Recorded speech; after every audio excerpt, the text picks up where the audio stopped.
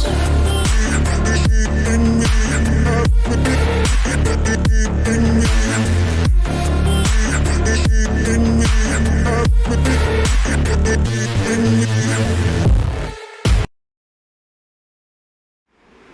Everyone, welcome back to my channel. This is friends.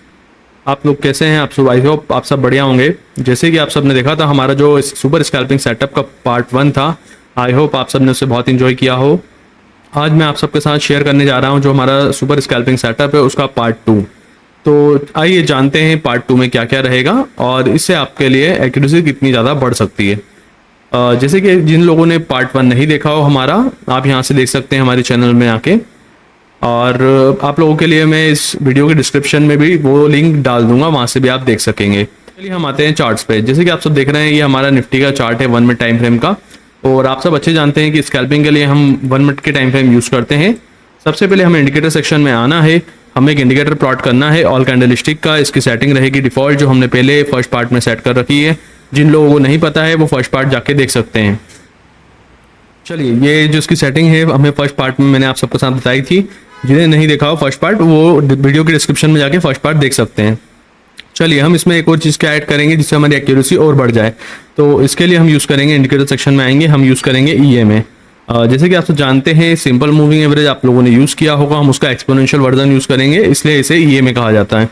इसकी setting में आना है हमें, और जैसे कलर आप आपके हिसाब से चॉइस से चूज़ कर सकते हैं। जो कलर आपको ज़्यादा प्रेफर करेगा आप वो ले सकते हैं।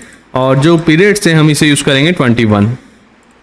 चलिए, तो ये प्लॉट हो चुका है चार्ट पे हमारा 21 मूविंग एवरेज।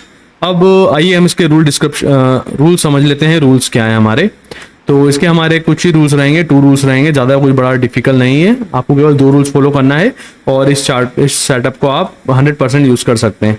चलिए, तो हमारा फर्स्ट रूल क्या रहेगा? तो आपका पहला रूल रहेगा, जैसे एग्जांपल के लिए मूविंग एवरेज चल रहा है, आपको मूविंग एवरेज के ऊपर कोई भी सेल सिग्नल मिलेगा तो आप उसे अवॉइड करेंगे, और मूविंग एवरेज के नीचे कोई भी सेल सिग्नल मिलेगा तो आप उसे ले सकते हैं। वैसे बाइंग के लिए रहेगा, अगर मूविंग एवरेज के नीचे कोई बाइंग सिग्नल मिलेगा तो आप उसे अवॉइड करेंगे, और मूविंग एवरेज के ऊपर आपको कोई बाइंग सिग्नल मिलेगा तो आप उसे ले सकते हैं।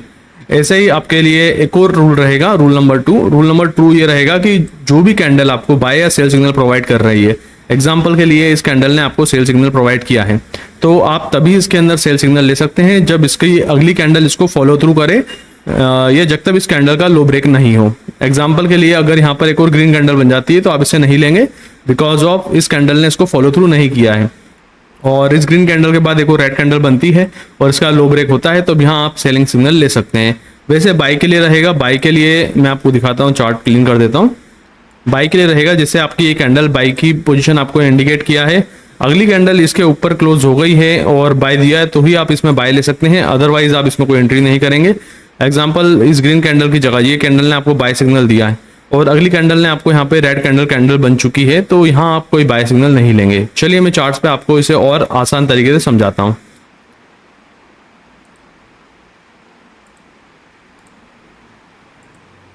ओके, ये हमारा निफ्टी का 1 मिनट का चार्ट है। देखिए, जैसे आप देख सकते हैं कि यहाँ आपको एक बाय सिग्नल दिया गया है 10:55 की जो कैंडल है इसने, पर अभी ये कैंडल कहाँ पर है? मूविंग एवरेज के नीचे है, तो यहाँ हमारा बाय सिग्नल हम नहीं ले सकते, हम वेट करेंगे। तो जो फॉलो थ्रू कैंडल है वो हमारी EMA के यहाँ पर बन चुकी है, तो यहाँ पर हम इस कैंडल के ऊपर ले सकते हैं। और जो हमारा SL रहेगा वो हमारा जो इंडिकेशन कैंडल है उसके नीचे का रहेगा। और टारगेट, जैसे कि आपको पता है कि बैंक निफ्टी में हम 30 to 40 पॉइंट्स लेते हैं, तो निफ्टी में हम 10 to 15 पॉइंट्स इजीली ले सकते हैं। तो जैसे कि अभी हम 20 पॉइंट्स का टारगेट ले रहे हैं इनिशियली, आप इसे 15 पॉइंट्स भी रख सकते हैं आपके हिसाब से। और स्कैल्पिंग, जैसे आप जानते हैं, स्कैल्पिंग में हम मैक्सिमम लॉट्स रखते हैं और मिनिमम पॉइंट्स रखते हैं। चलिए, अब जैसे कि आप देख रहे हैं, हमें अगली एंट्री मिली है 11:18 पे। ये हमें बाय सिग्नल मिला है, हमने यहाँ बाय सिग्नल लिया है, अगली कैंडल ने उसका हाई ब्रेक कर दिया है, इसका मतलब फॉलो थ्रू कंप्लीट हो गया है जो हम कहना चाह रहे थे। तो सेम कैंडल जो इंडिकेशन कैंडल है उसका लो का हमारा SL रहेगा, और फिर से हमने 20 पॉइंट्स बुक कर लिए हैं। चलिए, ऐसे ही हम कंटिन्यू करते हुए आ रहे हैं। आप देखिए, यहाँ पर जो हमें बाइंग सिग्नल मिला है, हमारी जो फर्स्ट कंडीशन थी कि प्राइस मूविंग एवरेज के ऊपर सिग्नल देना चाहिए, तो प्राइस ने मूविंग एवरेज के ऊपर ही सिग्नल दिया है। और जो हमारी सेकंड कंडीशन थी कि जो नेक्स्ट कैंडल है उसे फॉलो थ्रू करना चाहिए, तो नेक्स्ट कैंडल ने इसे फॉलो थ्रू नहीं किया, या रेड कैंडल बनी है और उसके नीचे क्लोज हो गई है, तो यहाँ हम बाइंग सिग्नल नहीं लेंगे। ऐसे हम फेक सिग्नल को अवॉइड करेंगे। चलिए हम आगे चलते हैं। जैसे कि आप सब देख रहे हैं, आपको सेल सिग्नल मिला है और कैंडल ने जो क्लोज किया है मूविंग एवरेज के नीचे किया है। तो आपकी फर्स्ट कैंडल जो फर्स्ट कंडीशन है वो कंप्लीट हो चुकी है, और जो सेकंड कंडीशन है कि कैंडल को फॉलो थ्रू करना चाहिए। तो ये देखिए ग्रीन कैंडल बन गई है, इस कैंडल ने फॉलो थ्रू नहीं किया है। आप वेट करेंगे जब तक इस कैंडल के लो के नीचे क्लोजिंग नहीं हो जाती है। ये देखिए जो 12:33 की कैंडल है, इसने इसके नीचे क्लोज दे दिया है। यहाँ से हम इसे सेल कर सकते हैं, और जो एसएल रहेगा हमारा, इस बार हम मूविंग एवरेज का एसएल ले सकते हैं। और जो हमारे 20 पॉइंट्स हैं वो हमें इजीली आ चुके हैं।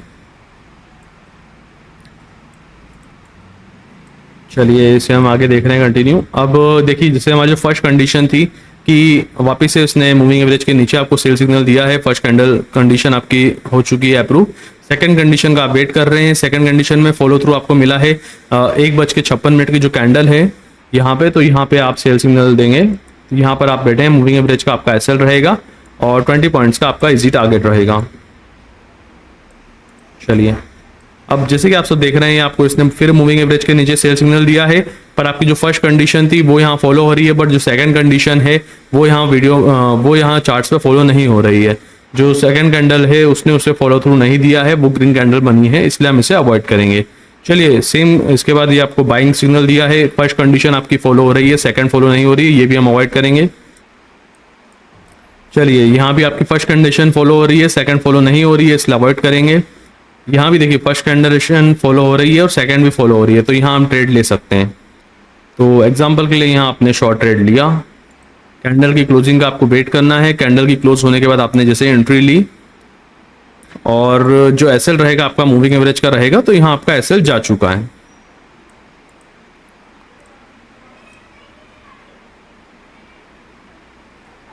चलिए अब देखिए यहाँ पर आपकी फर्स्ट कंडीशन फॉलो नहीं हुई है, इसलिए आपने ये ट्रेड नहीं लिया है। यहाँ आपकी सेकंड कंडीशन फॉलो हुई है, यहाँ आप ट्रेड ले सकते हैं। मूविंग एवरेज का एसएल डालेंगे और ये आपका एसएल जा चुका है। तो फिलहाल पूरे दिन भर में आपके 2 एसएल गए हैं, और टारगेट्स देखा जाए तो कितने मिले हैं आपको, 1 2 3 4, टोटल आपको 6 ट्रेड मिले थे। 6 में से 4 में आपके टारगेट आए हैं और 2 में आपके एसएल गए हैं। जो आपकी एक्यूरेसी है वो अभी 80% के आसपास है। ऐसे ही आप इसे रूल्स को फॉलो करते रहेंगे तो जो आपकी एक्यूरेसी है 90% तक चले जाएगी इजीली। और पॉइंट्स की बात करी जाए तो जो हमारे पॉइंट्स थे आप देख सकते हैं, हमने एक पर्टिकुलर हर ट्रेड के अंदर 20 पॉइंट्स का टारगेट लिया है। और जो हमारे एसएल गए हैं वो कितने पॉइंट्स के गए हैं, तो आप देख सकते हैं हमारा जो फर्स्ट एसएल गया है 5 पॉइंट्स का, और जो सेकंड गया है 9 पॉइंट्स का। ऑलमोस्ट 15 पॉइंट्स हमने दिए हैं, 60 पॉइंट्स हमने कैच किए हैं। और आप इसे सारे इंडेक्स में देख सकते हैं, ट्राई करके बैक टेस्ट करिए और फॉरवर्ड टेस्ट करिए, और जैसे आपको एक्यूरेसी रिजल्ट मिले आप हमारे टेलीग्राम ग्रुप में ज्वाइन कर सकते हैं। वहाँ भी हम आपको इसी ऐसे ही टेक्निकल और ऐसे ही एजुकेशन वीडियोस प्रोवाइड करते हैं। मैक्सिमम जानकारी के लिए आप हमारा टेलीग्राम ग्रुप भी ज्वाइन कर सकते हैं। डिस्क्रिप्शन इस वीडियो की लिंक में मिल जाएगा आपको। Thank you. हमारे इस वीडियो को लाइक करिए, अपने फैमिली एंड फ्रेंड के साथ शेयर करिए, और हमारे चैनल को सब्सक्राइब करना ना भूलिए।